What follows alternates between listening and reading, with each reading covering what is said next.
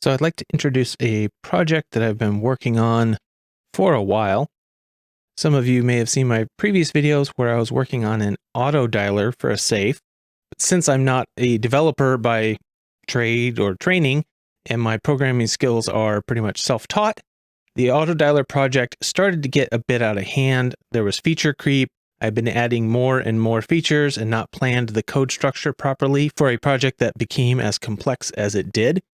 So I decided to take a step back from that project and work on something a bit simpler, something I could develop slowly, step by step, and try to develop a structure that would be better for a complex project. What I decided to create was a simple device for aiding in manual manipulation. I've seen some people call it a digital dial magnifier. What I call my specific creation here is dial readers. The code originally was based on the code from my auto dialer. I ripped sections of that code out and transplanted them into this because I've already developed a way of tracking the location of a dial using the encoder and keeping track of all the wheels inside of the dial and where they are in their rotations, so that it would be easier to make the auto dialer do its thing and take its shortcuts. And I thought, since I was already doing that, why not add that to the display on this particular device? The thinking was that it would make it easier to keep track of where you were at in the process and prevent errors in dialing, and easier to come back to it, especially as a hobbyist. You get distracted or you have to take a break and go away and do something else and come back. You forget where you are in the process. As long as you don't turn the device off, it remembers where you're at. It remembers where everything in the safe is at. And you can just pick up where you left off really easy. You don't even have to clear the dial. It remembers where every wheel is, so you're good to go. Obviously, you need a way to keep it on the safe, so magnets attached to the back of the case were my solution here. The encoder was mounted via a magnetic mount to the safe door. The encoder is attached to the dial via a shaft with flexible couplings on each end.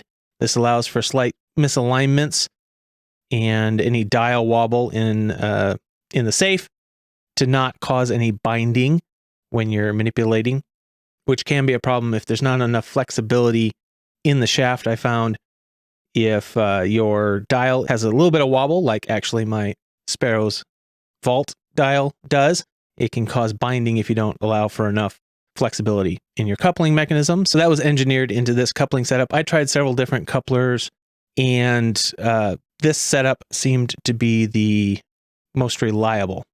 The shaft can be attached to the dial in one of two ways. I've used both. One is a double-sided tape circles. The other is what I'm currently using most of the time because it's the quickest, easiest, and cheapest, which is just hot glue. A little bit of hot glue on the coupler and attach it to the center of the dial, and good to go. The device is powered by USB-C connector, 5 volts, so it can easily be powered by a phone charger or by a portable battery pack or a laptop, which will become important here in a little bit. And the safe you'll see in these pictures is not a true Group 2 lock safe, although the lock functions the same way as far as dialing the numbers, then back dialing to retract the bolt.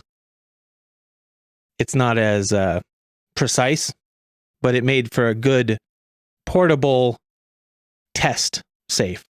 My other safes are too heavy to move around, and they're kind of awkward to sit there and manipulate for any length of time. And I have a Sparrow's Vault, but that's a plastic case, and trying to figure out how to properly mount a magnetic mount to the plastic case is difficult. So this first prototype actually worked really, really well. The only problem I really had was I didn't like the display. It was slow to update, and the display was not quite big enough to display everything I wanted. I wanted the dial position with 2 digits after the decimal, and the code wheels in the safe I wanted to be displayed with 1 decimal digit of precision and the direction of last rotation.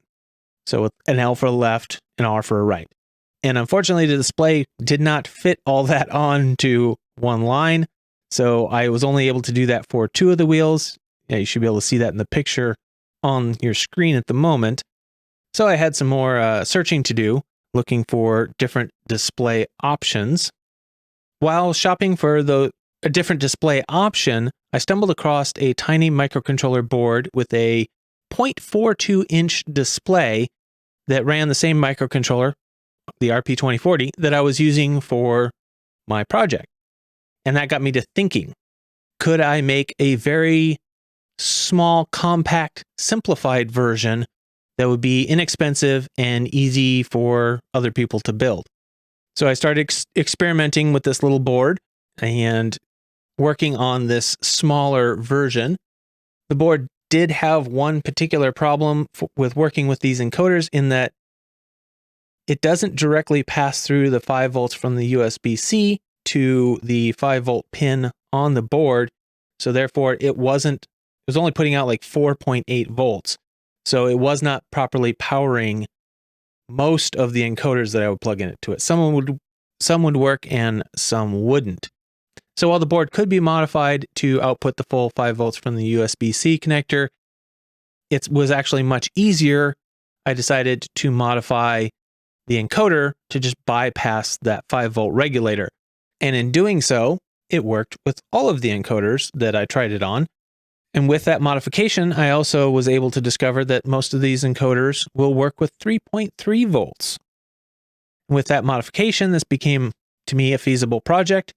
With a board this small and without the need for any extra hardware, it could easily all be put into one enclosure with the encoder. Then the next problem was my code. The code from my auto dialer that I imported in was much more complex than it needed to be for this particular application. We're not tracking multiple safe wheels. The auto dialer code uses some very specific hardware features to the RP2040 chip that would make it more difficult to port to other microcontrollers. And part of the idea of this project was to release it open source to the public with instructions, and then you guys can do what you want with it as far as maybe adapting it to other microcontrollers with different display options and learning how to do this for yourself if you don't already know. I know a lot of you already know programming probably better than I do, but some don't, and it might be a good learning opportunity for how easy this really is. So with that, I actually went down the road of completely rewriting the code in Arduino from scratch. The code was rewritten in order to make it easy to understand and simpler to modify and port to other microcontrollers. I removed hardware-specific code as best I could, and currently the same code base works on 2 different versions of this same little microcontroller board. They have a version that runs the RP2040 microcontroller and one that runs an ESP32C3. And this code will run on both of those simultaneously. And this project is almost ready to release open source. It may already be available by the time you see this video.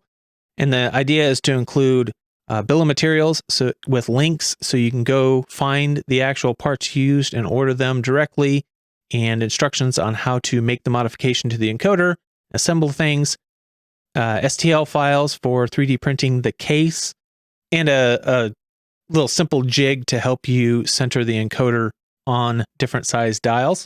And all of that should be available in the open source release when I post it to GitHub. And I will do another video on this open source version and how to set it up and how to use it, and some on how to assemble it probably when I actually get to releasing it. And while I was working on that project, I continued to work on my original design and try to improve it. And one of which was from a previous project. I had a license for a graphing and interface design software that was easy to interface via serial connection. I decided to try to use it to graph the contact points for me, and it actually worked really well. I was able to create an interface that allowed you to click a button when you were at either a left or right contact point, and it would graph it all automatically for you. It's not the cleanest, simplest interface because it's a generic piece of software that allows you to create these graphs and user interface features, but it is highly functional right out of the box because this has built-in features for zooming in on the graph, exporting comma-separated value files of the plot points, as well as exporting images of the individual graphs. All of that is built in to the software and doesn't require any extra coding on my part, so it made that really easy to make something that was highly functional for my purposes. And while I was still looking for a better display option, I remembered that these LCD displays that I was using allowed you to create custom characters. So I created custom characters for small L's and R's that I replaced the decimal point with in the wheel position indicators on the bottom row, and allowed me to get all the information I wanted stuffed into the screen, just barely, but it did work. And that actually made this an extremely functional device. At that point, I was actually very, very happy with this. And I ultimately did find a display that is smaller and higher resolution and let me display the wheel positions and direction in a way that I really liked. It also updates faster, so it doesn't blur out and look weird when you are spinning the dial. And it made the whole device a lot smaller. With that, I 3D printed a case, and in that case is a magnet inside the case that allows me to attach it to a safe, so I don't have to have a magnet on the outside, and the plastic surface then is less likely to scratch the safe that it's attached to than the metal magnet that I was using. And this system worked really well, but there were a few more things I wanted to do. I wanted to be able to change some settings in the device. I contemplated adding buttons, rotary encoder knob, and other options for user input. And ultimately, I settled on a touchscreen interface similar to the one I was using on my auto dialer. And that flexibility of having the touchscreen on the device and the computer UI really allowed for feature creep, and things just started going nuts from there. And so with that, I think it's time for a demonstration of the final version, the Pro version as I call it, and some of its features. And you'll see on screen right now, I have the UI that is used with the system, as well as an inset of the device itself, so you can see that they are synchronized and how things work. First thing you have to do is you have to connect to the device. You select your COM port, connect. It automatically loads in all of the points that are currently loaded up on the device. This is what was auto-saved the last time I used it. All of the dial positions are also loaded. Those are kept in real time. In this first screen, this is your main screen. This is your graphing capability. You have the ability to mark contacts left and right, both on screen and on the device, and both work the same way. This screen allows you to do many things with the graph. Those were free things that came along with this particular UI because it was meant for looking at data.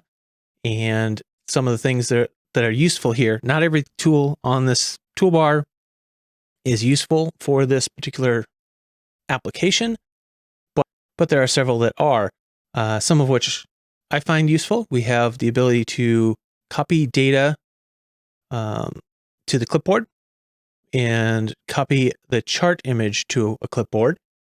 And that applies to both. Everything is done on a per chart basis. So right here, this will be the right context only. You can save the chart data as a comma separated value file. You can zoom in on different sections or the entire thing. The important thing to remember if you're going to zoom is that the zoom back button is an undo for all zoom operations. So if you zoom in, you can always get back to original by hitting zoom back. The zoom all button will automatically scale the points that are in the window to fit the window. And I'm not really a big fan of that particular function on here, but it is there. You have the ability to add cursors and move those cursors around. You can move the chart around. That's not useful here. The normal zoom has multiple different modes. You can zoom vertically, in which case you select the region that you want to occupy the full screen. So if I select a bar there to there, that now becomes my full screen span. Undo that. The same works for horizontal. It's less useful here, but you can zoom horizontally. You can also do a area zoom. Say I want to look at just this section, and it will pull up just that section. You have, like I said, cursors. So if you want to play with cursors, you select view cursors, you add a cursor, you select the color and all that, click OK. And then you have to be on move cursors, and you can slide it around to wherever you want. You can delete the cursors and remove that cursor panel. You have properties for the chart that includes things like the span of the vertical resolution, horizontal resolution. Not really that useful here with the zoom being able to do that type of stuff better. And you have edit series properties. Series are like the right context, the left context, the data set you're working with. There's only one in this particular application, but this allows you to change either the type of point that you're looking at for your preference. You can also add a line connecting them if that's your preference. However you prefer to look at your data, you can change the color to whatever you want.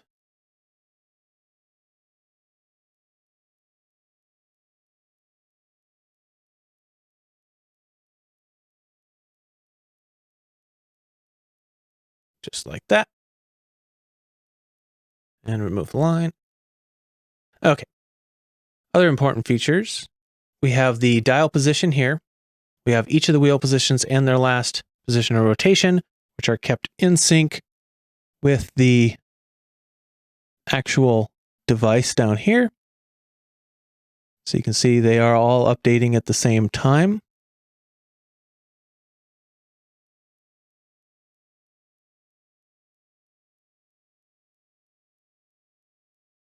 Settings. If you change any of these three settings here, it will clear the graph and all stored points, because changing any one of these settings really invalidates the previous graph. So it will just automatically clear those out. If you select like a 4, yeah, and on some of them you will get this confirmation message. But if you select a 4-wheel safe, it automatically updates both displays to display all 4 wheels. 3-wheel graph. If you can change the graphing wheel. It will not let you select 4 on a 3-wheel safe, just so you can see there. You can change the numbers on the dial, and that changes the scaling on everything.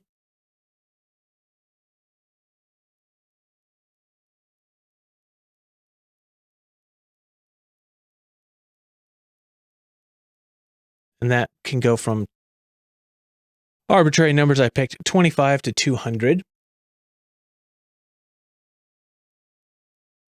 Now, if we go in and since we've changed everything, our points are all gone. Our graphs are empty. Our contact point array is empty.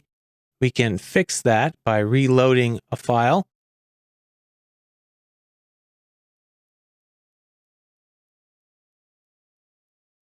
And now our graph is back. Our contact point array is back. So you can load files, save files, and delete files. You can cycle through the available files with the next and previous if you want, or you can type in a name directly in there. Those features are also available on the device itself. You can save the file, load a file, delete a file, or clear the current database, or clear the current array. If I want to load a file, I can do the same. I can autosave, I believe, only has a couple points. Let's go with that, and you'll see that I did that. The graph is completely reloaded. If I then go back in and load the demo file again, you'll see that the graph immediately updates.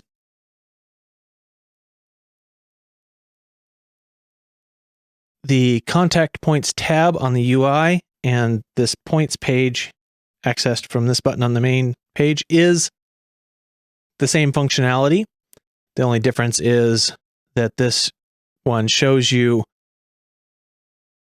a series of 20 consecutive contact points. You can't do anything with this. Modifying anything in here will not affect the actual database. All that has to be done through these.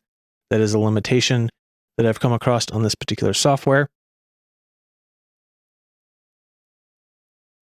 But as you cycle through, it updates on both. They're always kept in sync. And from either UI, you can delete the individual files.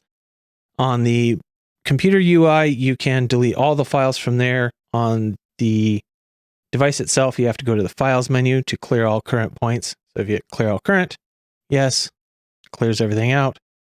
We'll reload them. Yes. Oops. And it reloads them all. You also have the Device File Transfer menu on the computer. And in that allows you to request a list of files on the device, and that will give you a directory of everything that's on the device. And then you can transfer those to the computer.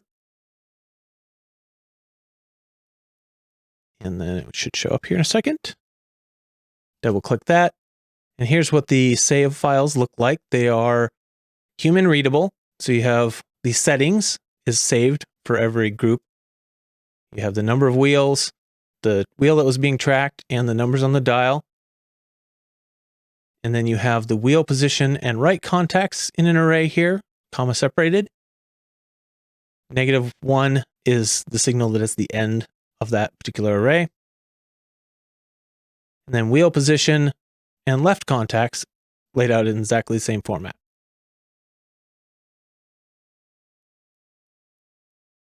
But again, you don't need to, this is more for backing up anything you might be working on, saving things for future reference. If you just want to have the data, you can hit this Save Chart Data and save a comma separated value of the different contacts. Also on the graphing window, you have a refresh button. If the communication gets confused for whatever reason and something gets out of place, or maybe you're using the pan function and you get it like way off and you forget where you're supposed to be, you can hit refresh. It will bring it back to the vertical plane. It will not adjust the horizontal plane. That's a limitation, but it will refresh your vertical. Let's just show how the contact point marking goes. Clear them out here from here. Now, if you see my contact array database is empty, everything is empty. If I were to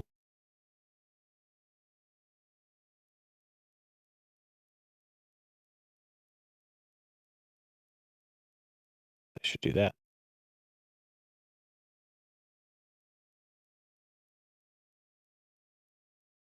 It's hard to do this without bumping stuff. So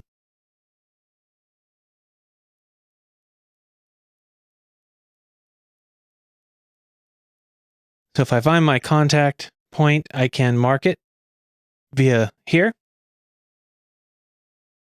I can also mark it. We'll change it so you can see it.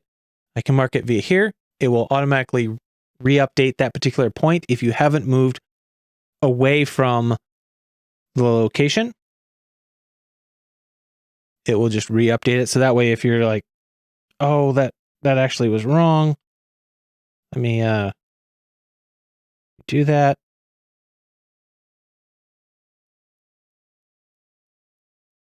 You just remark it and it will update that particular point on the graph and in the database.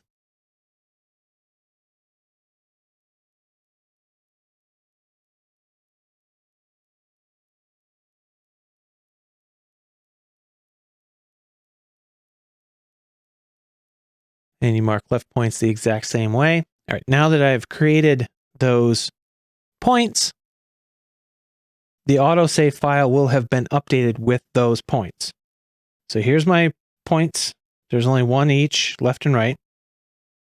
Files. We're going to clear all current. Now we have nothing in either database. The -1 indicates that there is nothing in that location. We go Files, Load. Oh, yeah. And if you tap too fast, because of the communication back and forth between the computer, it sometimes does lose individual button presses. Yes, it reloads them, the graph reloads, everything's back. And the same thing happens with a power cycle. If you lose power, it will save your data and it will reload it the next time.